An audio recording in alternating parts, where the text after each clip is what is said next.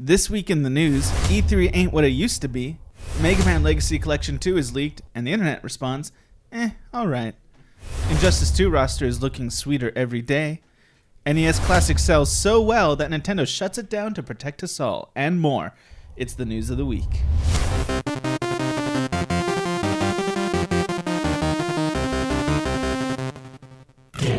Episode 28.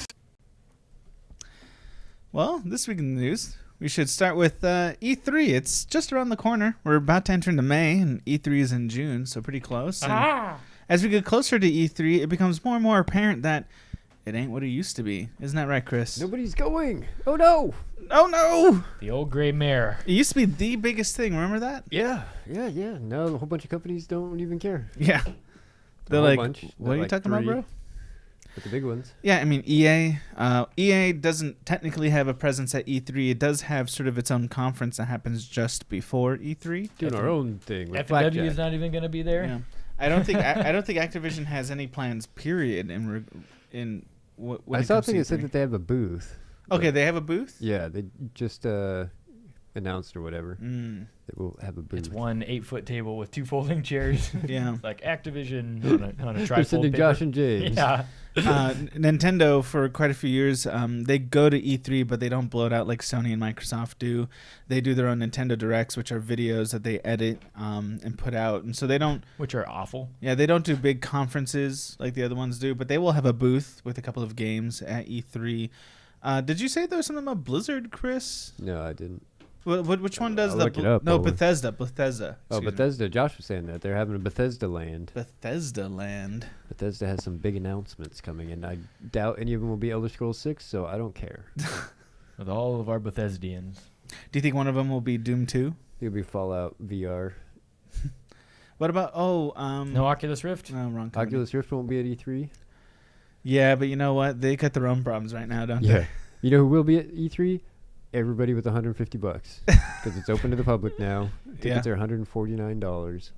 The surprising thing is they did not sell out tickets like immediately. I was gonna say they're not gonna sell out this year either. So if you just go up to the window and be like, "Look, I'll give you $50 if you let me in," they're probably $20 in a 6-pack. Yeah, the people. It's a 6-pack that's gonna sell it. Yeah, I mean, people let you in. Try it. Let us know if it works. Okay, $20 in a 6-pack. And if it works, we'll buy you a 6-pack. Keep going. Of root beer. Oh, whatever. All right. Anything else about that E3 stuff, Chris? No, just it's really odd, right? Yeah, it is odd. It's because it's just Chris and I. We grew up in the video game culture that E3 was like the Super Bowl of video games. It's when all the news came out. It's when all the big reveals happen. It's when consoles were not necessarily more like draft day than Super Bowl. I was gonna say it's the biggest sex trafficking day of the year. I don't get that joke. Why are you laughing about that? The Super Bowl is the biggest sex trafficking day of the year. And you laughed about it. There's a funny reference that you were saying, Super Bowl, because Super Bowl's not that great. Keep going. It's okay. You missed it. The idea is all eyes are on Super Bowl the way all eyes are on E3. Here's how it's comparable to people who don't give a crap about football give a crap about the Super Bowl, but that's the way it was with video games and E3. For 1 week, all of America pretended like they played lots of video games, and they had all the video game news going on. Yeah, and all of a sudden you're seeing video game stuff on like regular news shows. Right. And it was an exciting time, I think, but it just does seem to be. It seems like there's too many conferences, right? There's all the PAXs, PAX East, PAX West, PAX Prime, GameCon. Apparently, like over 200,000 people appear at GameCon, but that's in Europe. That's in Germany. That's a lot of people. Yeah, to one place, like to pack in that many people. Yeah, that's insane. Yeah, it probably throws off the spin of the Earth for like a moment. Okay, moving on, I guess. We got Mega Man Legacy Collection 2 gets leaked. According to a Korean website that wasn't paying attention to what it was putting out, they leaked this product that was it's a follow-up to the Mega Man Collection, Legacy Collection, which is Mega Man 1 through 6 sort of updated for HD graphics, not remade, but just sharpened for HD graphics. It's like a remastered version. Yeah, remastered in the most basic sense, but also with some extra modes in there, like boss battling modes and things like that. And I guess there's a follow-up to that collection. It's going to have 7 through 10, which is definitely the weaker of the two. 7 and 8 are complete crap. 9 and 10 are actually pretty decent games, but 2 crap games and 2 good games makes an kind of collection, I would say. So milking an old IP, basically. Yeah, well, 9 and 10 even just came out a couple of years ago. That they were a milking of an old IP, 9 and 10, because they reused old assets to make new 8-bit Mega Man games. So in other words, remilking? Watch us beat this dead horse with a new Mega Man collection. With a trumpet this time. Capcom, though, so please. That horse is really beat. It's not nice to look at anymore. Yeah. I don't know if you guys care about this. I didn't care about Injustice when it first came out. But for some reason, my kids really attached to it. They just like the idea of being able to battle the superheroes from the comic books. Plus, Injustice had a pretty strong amount of female representation, and I think having daughters, they really attached themselves to those female characters that they could fight as. So I'm a little bit more excited with Injustice 2 on its way. The roster's looking pretty sleek. You have what you'd expect: Batman, Superman, Wonder Woman. Some new additions like Supergirl and Atrocitus.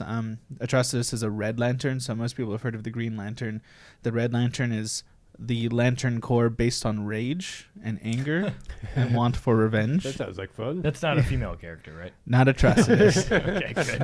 I've known some females like that. Just for the sake of their game. Also, Gorilla Grodd. I find it interesting that Gorilla Grodd keeps getting pushed by DC lately. I've never heard of They're trying to capitalize on...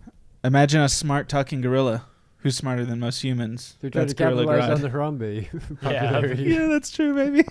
Because he plays a big part in the recent Flash season. Yeah. And Deadshot, of course, is... Because Deadshot was in Suicide Squad, right? Yep. Yeah. And Harley Quinn, as you'd expect, she came from the first game. Blue Beetle is a cool addition. And Poison Ivy. And everybody's super excited about Brainiac. Yeah. Brainiac, that's my man. The guy that faces Superman both with brains and brawn. And Yak. And Yak. Robin, which looks like he might be Damian Wayne Robin, which I like that Robin. And Black Canary are some additions here. Dr. Fate. Get a high five for Dr. Fate. Yeah. Did he just randomly or luckily appear in the game? I'm full of them. I got 9 today. You got 9 of them? Keep score. 9 more. Okay, 9 more to go. And let's see, is there anybody else worth... Oh, this one. Joker is... Now, Joker was in the first game. Joker was in the first game, but visually speaking, it's quite obvious that this is not the same person. Which one is it? Well, right here. When you see Joker in the first game, he has a very distinctly different look than that Joker. Yeah. And which is raising some questions. Some are wondering whether this is basically just like pulling from a different design and they just aren't really thinking it through. I don't think that could possibly be the case. Some others are thinking that maybe this is one of the Robins turned Joker, because there are some sort of non-canon stories out there where certain Robins like became the next Joker. That could very well be. I think that's a pretty good possibility. Another third thing to think about is a couple of years ago, maybe it was about 1 year ago, there was a pretty like canon hefty DC story arc which involved certain people in the Justice League getting certain kind of basically godlike powers. Each one got a different theme. Batman got basically omniscience, where he could ask any question and receive the answer. And he asked, who is the Joker? Who's the identity of the Joker? And the big spin, they did one of those things where he gets the answer, but we don't get to read what the answer is. You see his shocked face. And then later on, many months later, we finally find out what he found out, which is there isn't one Joker, there's 3. So that was a huge twist, a big change for the status quo of Joker. So that's really crazy. Yeah, so in the canon now of DC, until they decide to reboot it and erase everything, there technically are 3 Jokers. And that's why they're so elusive and so ambiguous and so hard to pin down, and why they seem to spring up so quickly is because it hasn't been one this whole time. It's been 3 different people posing as one. For every Heath Ledger, there's another Jared Leto. Am I right? All right. No. Okay. This is awful. Someone should make a Hollywood fighting game. Gladiator versus Russell Crowe versus Brad Pitt. Russell Crowe fighting everybody across the globe. Actually, Russell Crowe versus Jackie Chan would be cool. Except young Jackie Chan or today Jackie Chan? Rumble in the Bronx Jackie Chan. So middle-aged Jackie Chan. I would play that game. Pretty solid Jackie He's Chan. pretty young there. No, he's middle-aged. And Rumble in the Bronx? Oh, I guess he was born in the 50s, huh? Well, I don't know when he was born, but he had at least 20 years of film career he came to America? before Americans even knew him. Jeez, that's crazy. Yeah. Rumble in the Bronx was his first American film, right, Chris? It was the first one released in American it was a theaters. Hong Kong film, technically. I mean, that had subtitles or dubbing or whatever you call It was the first one that was released in American theaters. Yeah. I have some old Jackie Chan stuff from the early to mid 80s. Yeah? With the real, that's young Jackie Chan. Yeah, what's that? He had a bunch of cop films. No, before that, old kung fu movies, but we're way off track. Oh, the Drunken Master films. Yeah, the Drunken Master films. Yeah, we're way off track here. So, let's see. I like this track better. Let's get some of that. Let's get some of that very significant, important mobile news out of the way. Yeah, so I like this. This is a fun little thing for to think about. Brick wall. Punch in the face. This game is called Vignettes, and I'm kind of interested in this because of what it does. So essentially, this is how you play, right?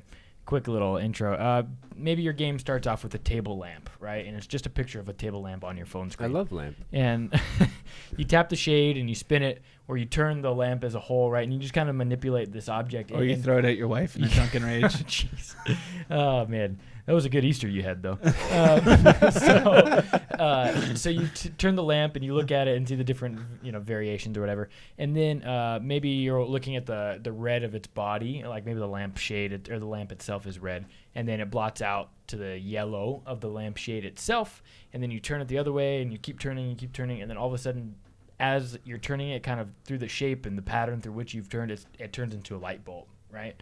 And then from the light bulb, you touch the light bulb, you turn on the light, and it turns green, and then you twist it until the light goes away and it becomes like a hole there. And then either that hole can turn into a formless, like a bowl, or it can be like the hole of a guitar or something like that. So falling into existential despair. Well, and here's what's interesting, right? It kind of presents, and this is why I like it. It kind of presents that question in terms of what do we really know about? What happens when you turn a lamp? How well.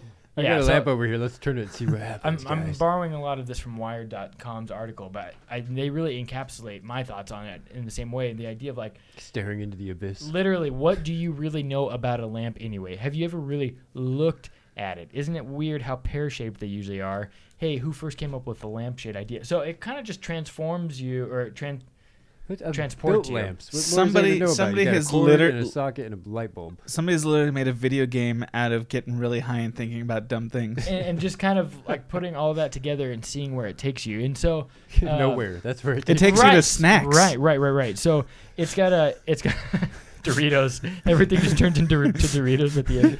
Every time you beat this game, it's a bag of Doritos. So it is Jack in the Box at 1 a.m. It is a little lacking. It doesn't really help you. It doesn't really tell you how to play this game or anything like that. But you kind of start messing with stuff and figuring it out. So it's a little puzzly, which I like puzzle games a lot anyway. But the neatest thing I think is, okay, I'm just going to read this final line, and this is going to be the summation of everything I feel. Okay? All right. Whether or not these games work as games, as Vignette doesn't always, what with its frustrating lack of clarity or consistent puzzle design. He is high. Shut up. They work as enchantments. Okay? Imagination gives way to a quiet reprieve from the noise of the phone. All right? For a moment, it's a door to an impossible place. Don't forget to take in the scenery. That's just how I feel. Neo, it can just transform you. There is no spoon. I hate you. I'd rather just play Myst. It can just transport you. Yeah, it's kind of like a better version of Myst. No, it's not. No, it's not. Shut up. So that, and also Clash Royale had another update. So we took a chance and Take a chance. All right. So anyway, I hope you guys never have kids that learn how to read. Back to you, James. What? Oh wow. Okay. That's not even how that insult goes. I didn't know that. But there's a structure to insult? Yeah. I just got done telling you about this structureless game and how incredibly enticing and freeing it is. And you're going to try and box in my insults? The insult is, I hope your children never learn to read. What's this? I didn't know that came from somewhere. Yeah. From whom does that come? I don't know. All right. Well, Somebody really The matters. internet. Well, I was freestyling then. They can't tell me that. Okay, Kanye. So, Anyway, back to your god-awful podcast. So, the NES Classic Edition was recently discontinued. Nintendo won't be putting any more out. And it sold, once they have shipped, but they've sold pretty quickly, so you can assume that this is a sold number. They sold 2.3 million of these things over the last few months. Why would they discontinue? I think they're discontinuing it personally because it's going to get in the way of their virtual console business. That would be my theory. Their excuse is that they only have a certain size pipeline for putting out hardware, and they want to use it all for the Switch. Yeah, right. Laying the pipeline. Lame. Nintendo laying a lot of pipeline lately with the Switch. Yep. So this thing's, if you wanted one. Thanks so much for stopping by. Yeah. If you wanted one, it was already hard to get. It's going to be harder to get. You better jump on it before they turn into $2,000 boxes on eBay. 5. Yeah, you should have. I should have bought a bunch. I thought about it too, and I didn't. I bought 3, So one for me and one for Chris. Nope. All for me to play because you guys made fun of my Vignette game. Chris, no, we already covered. We were doing the E3 news. So that leads us to our last thing, which is PlayStation Plus versus Games with Gold for May. Bum, bum, bum. I understood some of those words. PlayStation Plus is the pay-for service on Sony's consoles, and Games with Gold is the pay-for service on the Xbox, the different Xboxes. So what are the free games people are getting this Right. month? And they put out free games, each one, for being a member of this. On the PlayStation Plus side of things, where it's better, Tales from the Borderlands will be free. The whole season of it, first season. Abzu, which was considered kind of a ripoff of Journey underwater. I haven't played it, but I think I'm going to play it for Game Club this month in May. A game called Blood Knights, and another game called Port Royale 3 Pirates and Merchants. And then here's a good one, Laser Disco Defenders. Oh, yeah, classic. I'm going to have to check that one out. And Type:*Writer. Yes. All right. For a total of $82.94. On the Games with Gold side of things, Gianna Sisters Twisted Dreams. That sounds like it's going to be disappointing. Like you're thinking, oh, that's a hot title, and then you play it, and it's just not that good of a game. And also, I've played this game, and it's really a lot of fun. It's kind of frustrating in the right way. Lara Croft and the Temple of Osiris. That's up to 4 players. It's sort of isometric, top-down gameplay, mostly killing lots of hordes of things coming at you, sort of Diablo style, and solving puzzles here and there, and then boss battles. I like that. Yeah, it's a fun game. And Star Wars The Force Unleashed 2. I imagine that's for the 360. And Lego Star Wars The Complete Saga. That's a pretty good deal, getting that. The whole thing. For a combined total of $74.96. That's a good deal, man. So the retail value is on the side of PlayStation Plus in May, which isn't always the most important thing, but I do think Tales from Borderlands and Abzu are a pretty strong offering from Sony's side of things. But all the Lego Star Wars as a complete saga is pretty strong for Games with Gold. Yeah, and those Lego games are better than anything else on that list. Yeah, really? Except for maybe Tales. Yeah, I played through the Lego games. I actually really like those. All right, okay. So with that, I think we're done. We're out, Chris. We're out. Yeah, we got no more left. Please end this train wreck of shit. We at Game Club want to thank you for watching this video. And if you would, please like, subscribe right here, watch a couple extra videos, and keep playing games.